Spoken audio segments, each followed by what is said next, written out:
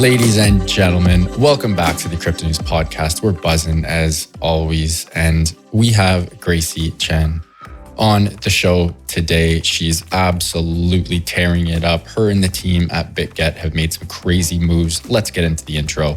Gracy is the Managing Director of Bitget and oversees the growth and expansion of global markets, strategy, execution, business, and corporate development of Bitget. She started her journey to crypto in 2014 and has been an investor in the early days of BitKeep, Asia's leading decentralized wallet. Before joining Bitget, Gracy held executive roles at XRSPACE, a VR tech company. During her time there, she oversaw and led pretty much everything marketing and business dev related. And she's also an anchor and producer at Phoenix TV's technology and finance channel, has a little bit of TV experience as well. Gracy was also named a global shaper by the World Economic Forum in 2015 and is a graduate of the National University of Singapore. She's also pursuing an MBA degree at MIT. Wow, what a intro. Without further ado, I'm very pleased to have Gracy Chen on the show. Gracy, welcome. Hi, Matt. Glad to be here. Fired up to have you on. That is quite the bio. I love how you got a bunch of experience in a bunch of weird, unique avenues. The crypto and TV anchor, it's pretty rare nowadays. It is. Actually, I studied applied mathematics back in Singapore. And then I had a lot of interest in like TV or doing marketing, PR things.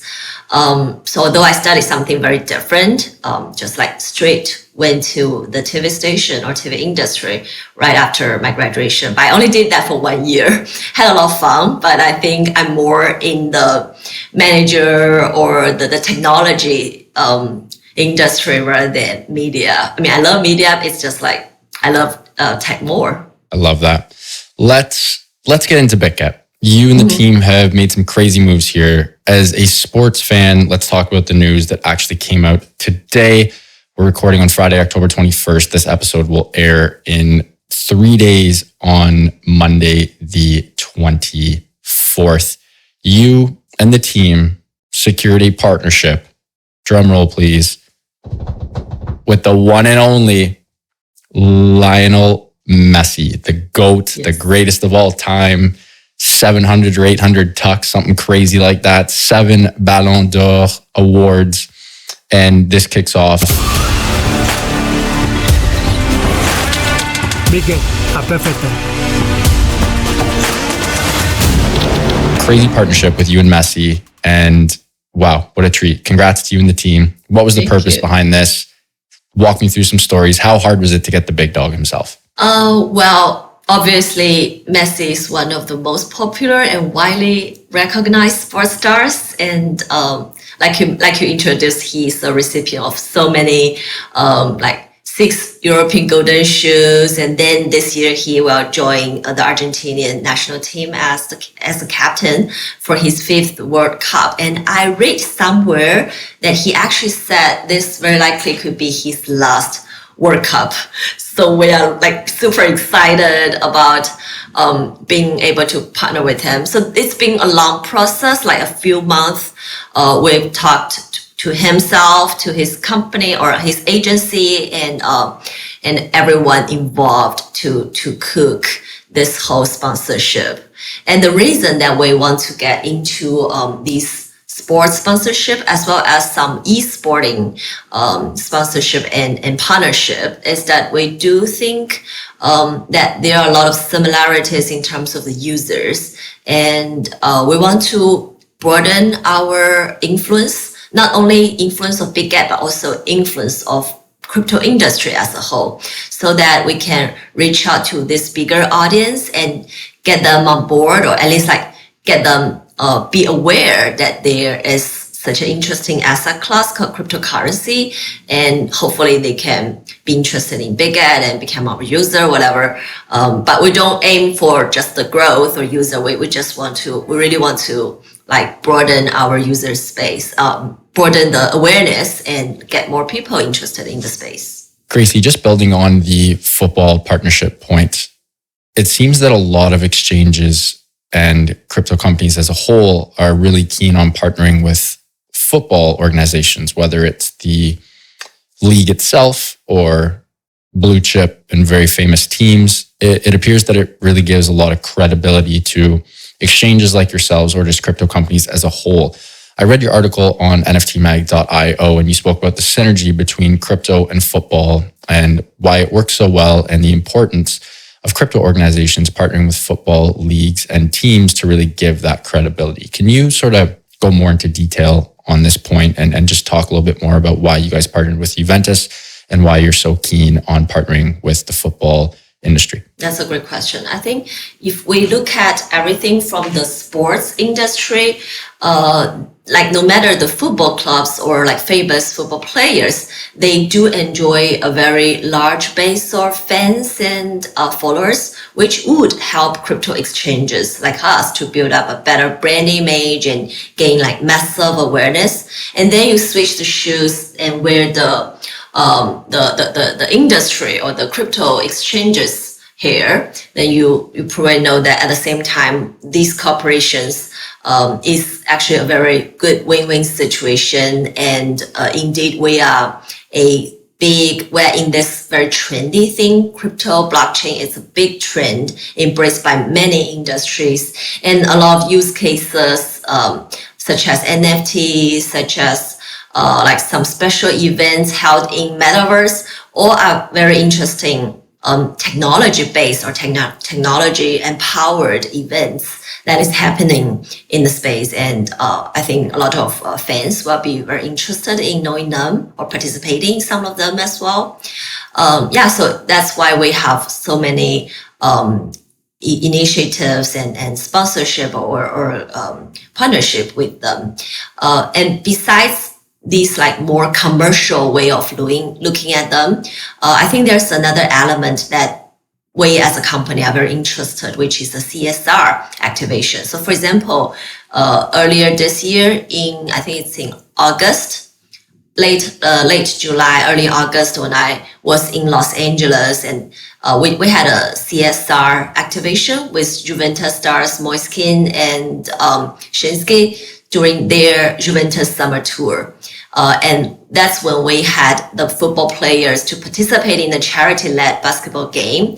And we donated about, I think, 9,000, if I remember correctly, to a LA-based nonprofit organization with a mission to increase girls' interest and success in technology. And I myself, coming from a math and technology background, being in this a more male-dominated industry, I'm very obviously interested in the topic as well. But basically, all these like initiatives that we did with the footballers or with the football clubs helped branding our brand to flourish and also help them to get into the space, into the crypto space. I love that. It truly is such an important part. Let's keep buzzing on sort of the crypto exchange topic. You guys have had some absolutely bananas growth over the last year and couple years. A crazy stat that I read was that you guys actually surpassed FTX's derivatives trading volume in Q1 2022, which is an absolutely huge milestone. Congrats on that. Thank you. How do you compete in such a competitive landscape? Crypto exchanges literally are money printers. It is an incredible business to be in. It is incredibly difficult to be in. There is so much competition. You have behemoths like FTX, Coinbase, Binance, and then of course a bunch of the Asian-based exchanges that dominate in their own right. How do you find market share? How do you attack demographics? How do you compete in such a competitive landscape? I think exchanges offer more or less similar products and services, but each exchange has their own strength. Well, for us at Bitget, we are very interested in this topic, which is social trading. It's probably one of our most important differentiation factor from other exchanges. So we started doing social trading, and But before diving in, let me just give you a brief introduction of what is social trading. Yeah, so social trading is this good combination of social and trading, where people can observe and mimic others' action. And for example, copy trading, which we pretty much started very early as 2020. And then there are a lot of other exchanges following BitGet did the same thing. But we are also the largest crypto trading platform by the trading volume right now. So that's something we started and we have been talking about and growing in terms of product and user space. So for crypto copy trading, which is we call it one-click copy trade, that's our flagship product. It has amazed over 55,000 professional traders with approximately 1.1 million followers. And indeed, all these initiatives set us apart from some of our competitors. But I think there are something more important about the platform other than some product initiatives or product innovation. So we put a lot of efforts in thinking about what our users want. So right now we have, actually they just came out within the past few months. Although this is a crypto winter, we can talk about crypto winter later in more details, but basically I think we want to help our users to navigate through this winter by thinking about what they want. So we think there are two things very important to our users. Firstly, how can they save some fees in this crypto winter? And then how can they make sure, or how can they be protected from some hacks or unstable system kind of events that happen a lot in our space among other exchanges. And we even know that there are a lot of exchanges earlier this year, they just stopped serving their customers. Like they just cannot get given the customers money back. And there are so many hacks in the space. So we put in a lot of efforts to solve those problems. And there are two things I want to highlight, which is to tackle these problems. The first one is we had 1-0 trading fee for all the spot market tokens. So right now, if you are a spot trader or spot market investor, you should definitely look into BitGet. So we are one of the only two exchanges around the world that offers free trading fee for all the spot trading pairs. Wow. So this is, like I said, an initiative to help our users save a bit. And then there is a protection fund, which is AUM or what you call asset in that protection fund is about 200 million USD. And what I heard is there are only 3 exchanges in the world that is doing something like this. We have this fund set aside so that our users can be protected against hack or whatever reason that they lost money, but not due to their own behavior or activity. We think they should be fully protected. Yeah, so these are some interesting products or initiatives that we have, I think, which set us apart from our competitors. Let's go back to social trading in particular and the phenomenon of the one-click copy trade. Sure. Very curious. I've seen this. I've never actually done it myself, but again, I've seen it on incredible platforms like yours. Walk me through this. Do I just log on and I get to see a leaderboard of the best traders out there and I get to copy their trades? Is it really that easy? Yes and no. I think we really want our customers to be very well educated before they take any action or do any investment. They should be aware that in cryptocurrency investment, because this is a very volatile asset class, they should know the risks. And I don't want to give any investment advice, but I would highly suggest that someone shouldn't put they should be fine with thinking about losing. But I'm not trying to say that this product will help people lose money, but they should be comfortable of investing the sum of money that is not like for their daily expenditure or for them to like buy a house or 100%. Yeah, so they should know that it's an asset class that is volatile and risky.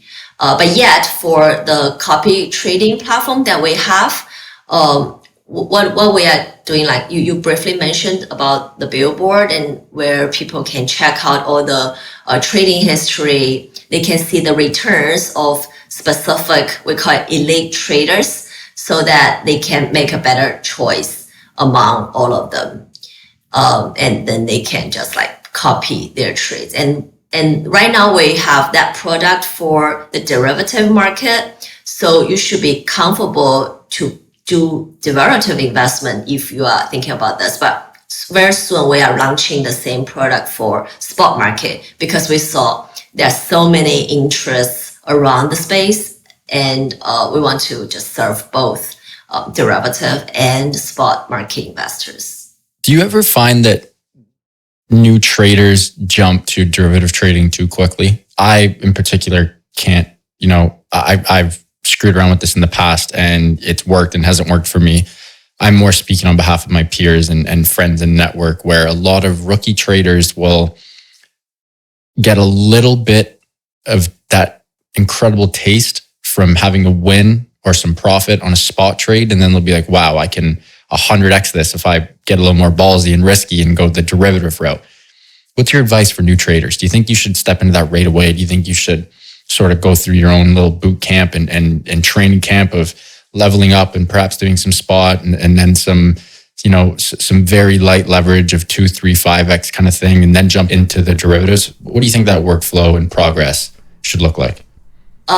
Personally, I would highly recommend everyone to be very well educated. So like you said, go through some boot camp, look through some beginner's guide on Google, and maybe you can even check out Bitget Academy. So that's our educational platform. We have more than like a dozen of people in that team just to write educational articles and produce educational content for the industry, so that everyone can know more about the space before they make any decision, because we have to be responsible for our users, and we hope users should be like responsible and well educated for their own behavior as well. Yeah, so personally, I would highly recommend someone to try little by little, like start with like spot trading right now at Bitget. We charge 0 fee for that. So that's a very good starting point. You don't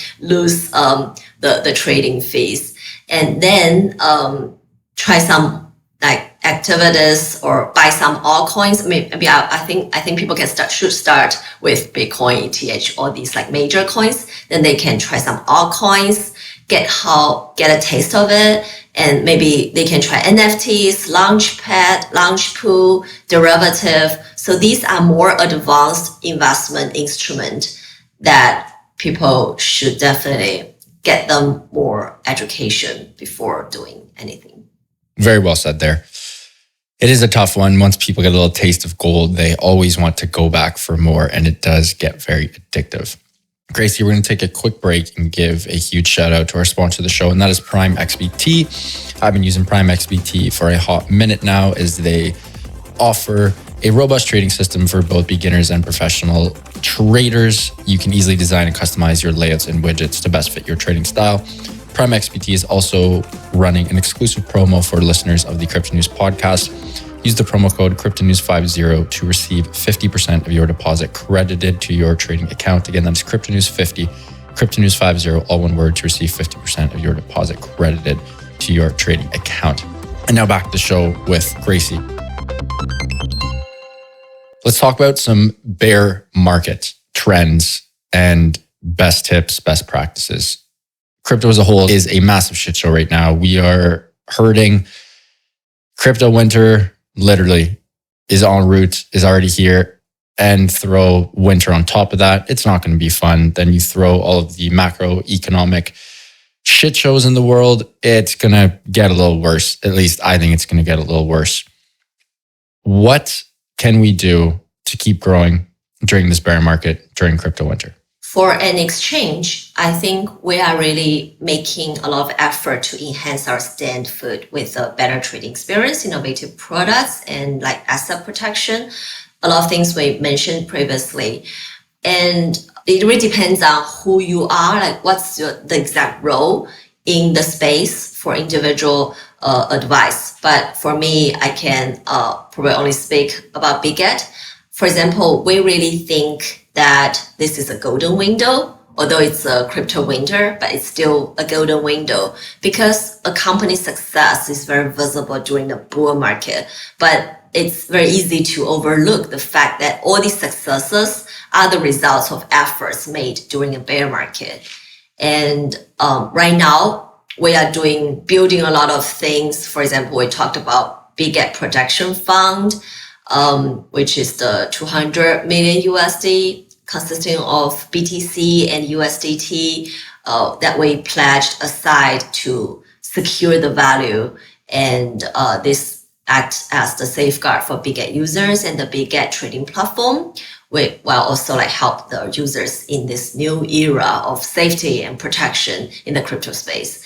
And then there are some other initiatives such as zero trading fee. We talked about that. I'm not going into details now. There is something we call it Bitget ABC listing campaign. So this is on a daily basis. We are introducing a lot of valuable projects, offer users a total of almost 500 plus spot trading pairs on our platform. And that's indeed one of the largest among all the centralized crypto exchanges. So the ABC comes with like, for example, day one, we list all the A coins, then B, day two, we list all the B coins. So that's why we call it ABC. But that's indeed what we want to do in this bear market, because there's still a lot of projects who are building.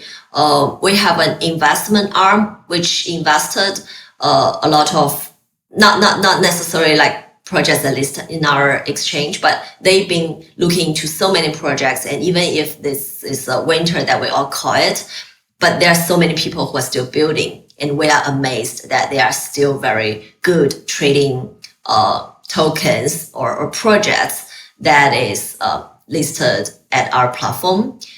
And we want to encourage people continue doing that. Don't be like scared by the so-called crypto winter, because this is the best time to build. It is. What's the, the classic stories, like Amazon was built in the bear market, Facebook, all those stories about this is where you biddle.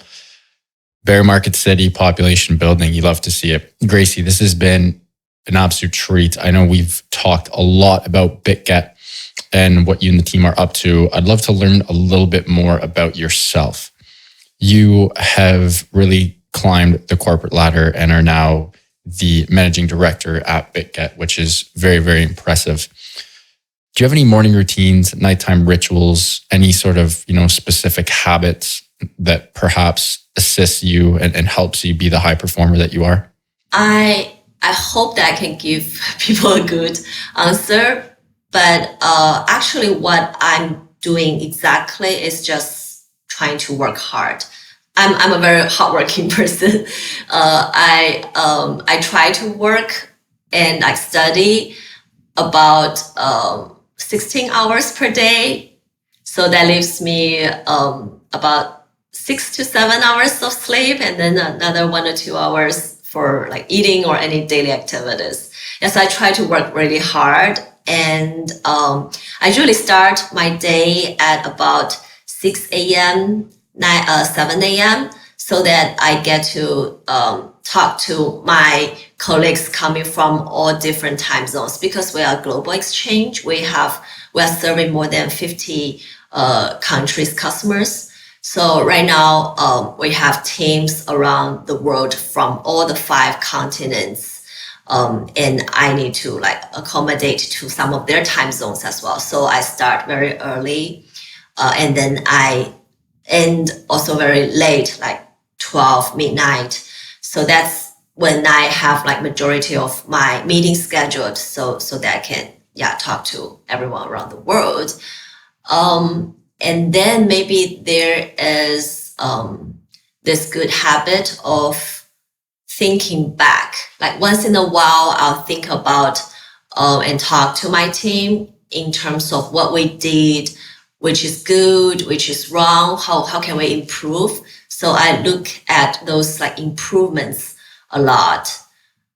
What else? Like what are my working principles? Maybe another thing I think is important to know, which is this is a sentence that I read somewhere, and I tell some of my colleagues or whoever, my friends or my younger generation friends who are asking me for career advice. I would tell them that actually you're not paid by how hard you work, but also by how hard you are replaced. So think about who are going to replace you, and what are your differentiation factor or skill sets that you rely a lot on. Personally, I know that my skill set is like all these experiences I had, and I'm good at telling technology or basically explain some very technical terms to normal layman people. And then there's some like other skill sets, but I think it's very important for any individual to look into your own experience and skill sets and think about what is your e-replacement skills. That's pretty much. I love that. And what about books, resources, podcasts, besides the CryptoNews podcast, websites? Where are your best resources to learn about the things you're passionate about? Perhaps we can, put a lens on this question and narrow it down to crypto in general. I know BitGet has some great resources on the website as well, but if you were a rookie entering the space and wanted to learn more about crypto, where would you send them? Any Twitter accounts do you love? What would that workflow and process look like? Well, there are a few things that I think a beginner can look into. So, for example, there is a lady called Linda Xie. She wrote a lot of beginner's guide, like beginner's guide to NFT, beginner's guide to DeFi, etc. So it's very easy to find on Google if you search her name. I don't know her personally, but I read some of her beginner's guides and I love them. I think it's really good for a rookie to look into when they started investing. And then this KOL, like key opinion leader, that we also work with, his name is Scott Melker. His Twitter account is Wolf of Wall Street. Yeah, he's great. You know him. Cool. Yeah. So he has this newsletter sent out on like I think about twice or three times a week. I look into them to keep myself trained to the updated information as well. I have myself subscribed to a lot of Twitter accounts. He's definitely one of them. You guys sponsor his newsletter as well, right? We did. I swear I've seen the logo on that before. Cool. Yeah, glad you saw that. But I think the reason we started sponsoring is indeed that we find those content very good. So we kind of want to support that as well. Yeah, feel free to check my Twitter account, Gracy Chen or Gracy Bitget. So I share a lot of my insights, perspectives on market trend and like what is trendy at exchanges and at Bitget as well. As for books, so that's my bookshelf. I mean, that's not the total one, but let me just grab a few books for you. Maybe so maybe these two I would love to recommend people to read them. So Principles by Ray Dalio. Great book. That's a classic financial book. Yeah, love Principles. Sapiens. Exactly, Sapiens. Yes, another great book. I talked to Professor Harari before, so has some like personal bonding, and he's a very cool person. I mean, he's super knowledgeable, very very cool, and this book I love it. You read both of them? I have them both on my bookshelf behind me. I love Ray Dalio. He's one of the best investors of all time, and his framework and principles are absolutely world class. And then Sapiens is just a great book that sort of explains how humans got from, monkeys and cavemen to where we are now, and everything in between. It's just very, very interesting, very thought-provoking, and I find gives you a lot of answers for questions you perhaps didn't even think of asking in the first place. It's just, it's a great book, very well written and very easy to read as well. Not a lot of big words in there. It flows very nice. You can, and another thing I love about that book is you don't really need to go from cover to cover. Like you can literally open up any page in the middle, and it's still very, very apparent. Gracy, traveling. You're a big traveler. I lurked you on Twitter. You were in Vegas. You were in Asia. You were in other parts of North America. You told me before the show you were in Toronto, T.O, a couple months ago as well, perhaps weeks ago. 2022, what's your favorite city you visited so far? It's probably Singapore. It's a boring answer. I mean, Singapore is not a very wow kind of place because a lot of people travel to Singapore. But the reason that it has special meaning to me is that I spent 6 years in Singapore back in my college time. And it's so good to see many new friends. And a very interesting thing I experienced in Singapore, I was there for this conference, this Web3 crypto conference called Token 2049. Were you there? No, nope, not really. No. Yeah, but some of my friends, I traveled all the way from Canada, US to Singapore just for this event as well. But anyway, I see so many people there. So they have about 8,000 plus attendees, and there's another 3,000 companies. So wow. I see a lot of hype, but a lot of interest in the space. So Token 2049 and this experience in Singapore was making me think, is this really a crypto winter? It doesn't feel winter. It feels like summer. Yeah, but right now I see I met a lot of builders, a lot of interesting projects over there, and I also gave a speech about social trading at Token 2049. I joined this panel talk about women in crypto. So indeed, there are very few women leaders in crypto, and I really want to recommend that women should be more well educated. That just get yourself educated about investment, about finance, about cryptocurrency, and start doing investment as well as be interested in the space and about technology as a whole. I think women shouldn't be perspected as or be thought of as we are not good at maths or so.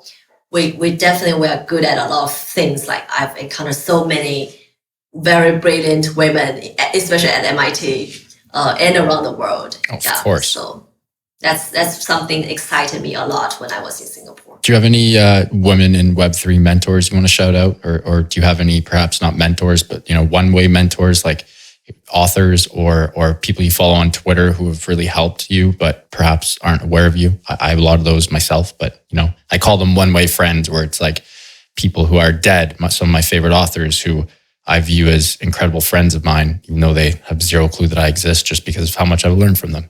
Do you have any women you want to shout out? Yes, there is one, which is Katie Huang, Haun. Oh, yeah. So Katie is this lady, I personally know her, but she doesn't know me, hopefully doesn't know me yet.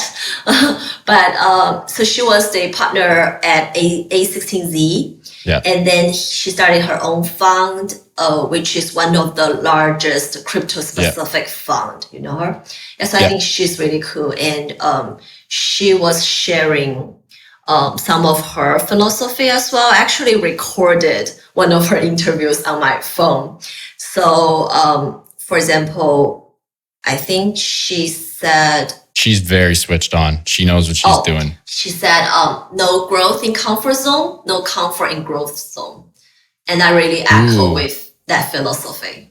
I like that. What a treat. Gracy, thank you so much for coming on. Just an incredible episode. Really appreciate it. And can't wait to have you on for round 2. Before we let you go, can you please let our listeners know where they can find you and BitGet online and on socials? Make sure you drop in your Twitter and, of course, BitGet's as well. Yes. So yeah, Gracy Bitget, that's my Twitter account. Then there is Bitget Global, that's our official global account. And we are on Twitter, LinkedIn, Instagram, Telegram. We have a lot of communities, community groups in Telegram as well. Yeah, feel free to find me on Telegram as well.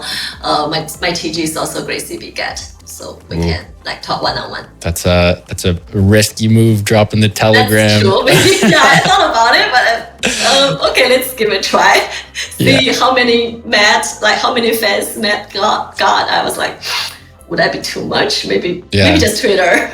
Yeah, just don't worry about that. Pretend you guys didn't hear that, and just give Gracy a follow on Twitter. Slide in the DMs if you want, and you guys can work some magic there. But Gracy, thank you so much. Truly appreciate this. Very pumped for you and the team at BitGet. You guys have been making crazy moves. Can't wait to see where you are in the future, and can't wait for round 2. Sure. Bye. Folks, what a great episode with Gracy Chen, Managing Director at BitGet. Her and the team have been making crazy moves, and they are tearing up the crypto exchange space. I really hope you enjoyed this episode. If you did, please do subscribe. It would mean the world to my team and I. Speaking to the team, love you guys. And to the listeners, keep on growing those bags and keep on staying healthy, wealthy, and happy. Bye for now, and we'll talk soon.